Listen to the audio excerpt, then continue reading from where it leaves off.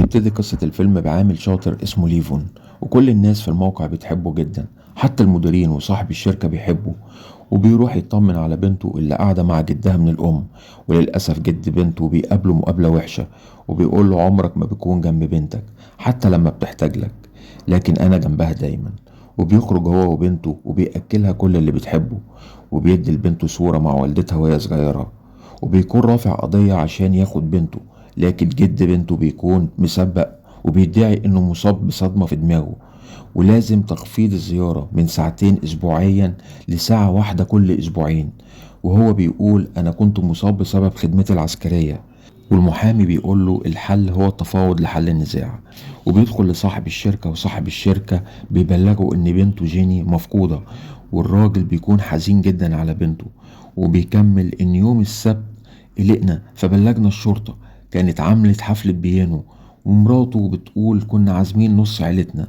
فليفون بيقول هحافظ على سير العمل ما تقلقوش. فبيطلبوا منه انه يلاقي بجيني. وصاحب الشركة بيقول له انت هتعرف تلاقي بنتي، انت عندك خبرة عسكرية كبيرة. وبيديله 50,000 دولار، لكن هو بيرفض ياخد الفلوس. وبيروح يقعد مع واحد صاحبه، وبيفكر انه يساعد مديره. فبيروح لبيت مديره تاني، وبيكون المدير بيتفرج على بنته في الموبايل، وبيكون حزين جدا عليها. فليفون بيقول له انا هساعدك، وبيوعده انه هيلاقي جيني بأي طريقة، ويساعده زي ما هما وقفوا جنبه زمان. وبيبتدي يدور على جيني، وبيمسك اعلان المفقودين بتاعها، وبيعرف ان اخر مكان كانت فيه هو مالها ليلي اسمه سكيب. وبيدخله، وبيراقب اللي ماسك البار واسمه جوني، وبيلاقي بره خرزة واقعة. وبيتتبع جوني وبيمشي وراه، وبيوصل بيته وبيكون بياخد مخدرات. وبيسأله على مكان جيني، لكن ما بيساعدوش. وبيخلص عليه أصحابه، وليفون بيخلص عليهم. وبتظهر جيني وبتكون تعبانة جدا، وبتكون أمها وأبوها وحشنها جدا. وبيروح ليفون عند بيت جوني، وبينتظر بره لغاية ما بيلاقي عربية فارهة، وبينزل منها راجل غني جدا ومعاه 2 مساعدين لابسين بدل غريبة. وبيدخلوا عند جوني وبيلاقوه ميت هو واصحابه.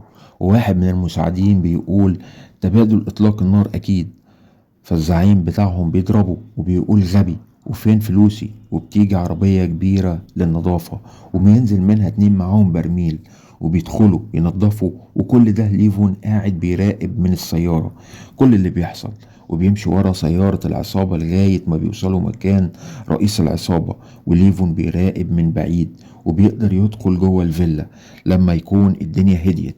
وبيكتف رئيس العصابة على البسين، وبيقول له لو مش هتقدر تتحكم في طريقة كلامك هخلص عليك. فبيقل أدبه وبيضربه، وبيقول له انت اللي سرقت فلوسي من عند جوني. فبيرمي الفلوس في البسين، وبيقول له انا مش حرامي، انا بدور على بنت عمرها 19 سنة وانت اللي خطفتها.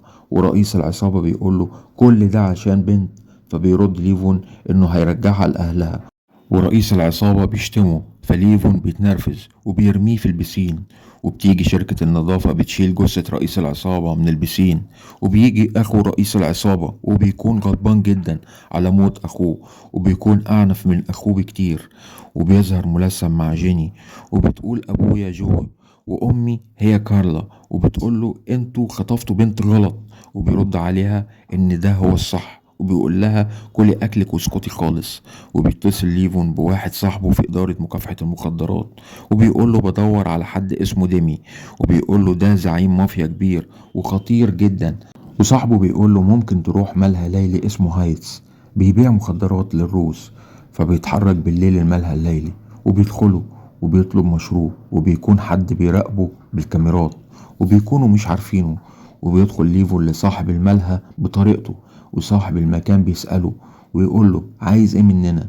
وبيكذب عليه وبيقول له ان اللي بيديله مخدرات اختفى في شيكاغو وهو متعطل. فبيرد عليه ويقول له 7,000 مقابل ربع كيلو مخدرات. فبيقول له 5,000 في شيكاغو. فصاحب الملهى بيوافق وبيقول له بكرة الساعة 7 في قهوة هتاخد فيها البضاعة.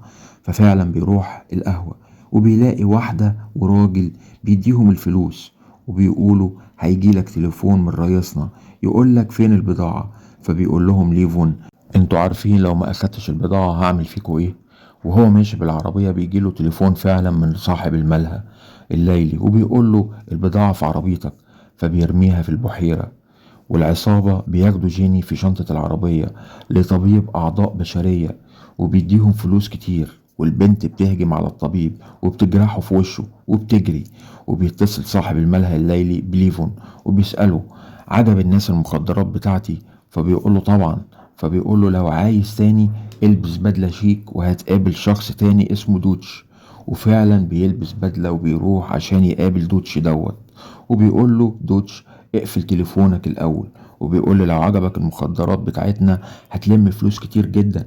ودوتش بيقول له امشي وما تبصش وراك.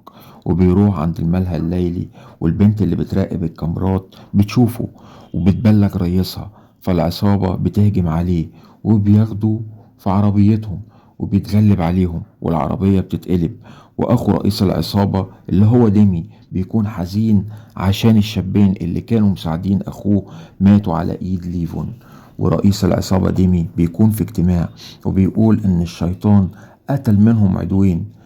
وجد بنت ليفون بيهجم عليه العصابة، وحد من مدرسة بنته بيكلم ليفون إن مفيش حد جه ياخدها لغاية دلوقتي. فبيروح على طول عشان ياخد بنته من المدرسة، وبينقذ جد بنته من الحريقة اللي عملها العصابة. وبرضه جد بنته بيكلمه وحش وبيقول له دي عصابة روسية بتتابعك زي ضلك. فالبنت بتقول له يا جدي ده بابا كلمه كويس، وده اللي أنقذك، كان ممكن يسيبك في الحريقة. والجد بيعترف بده. والإسعاف والمطافي بتيجي، وليفون بياخد بنته عند صديقه وبياخد منه سلاح. وبنته بتقول له أنا خايفة عليك أوي يا بابا، وبيقول لها ما تخافيش وبياخدها في حضنه. والعصابة بتمسك جيني تاني وبتكون في سيارة العصابة، لكن العصابة بتعمل حادثة وجيني بتقدر تهرب منهم في الغابة.